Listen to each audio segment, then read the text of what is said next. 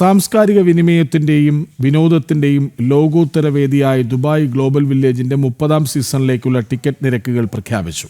October 15 മുതലാണ് പുതിയ season തുടക്കമാകുന്നത്. Global വില്ലേജിലേക്ക് യാത്ര ചെയ്യുന്നവർക്കായി RTA പ്രത്യേക ബസ് സർവീസുകൾ പ്രഖ്യാപിച്ചു.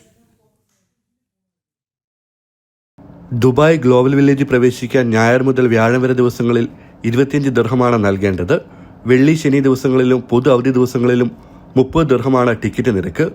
3 വയസ്സുവരെ പ്രായമുള്ള കുട്ടികൾക്കും 65 വയസ്സിന് മുകളിലുള്ളവർക്കും നിശ്ചയദാർഢ്യ വിഭാഗത്തിൽ ഉൾപ്പെട്ടവർക്കും പ്രവേശന സൗജന്യമാണ്.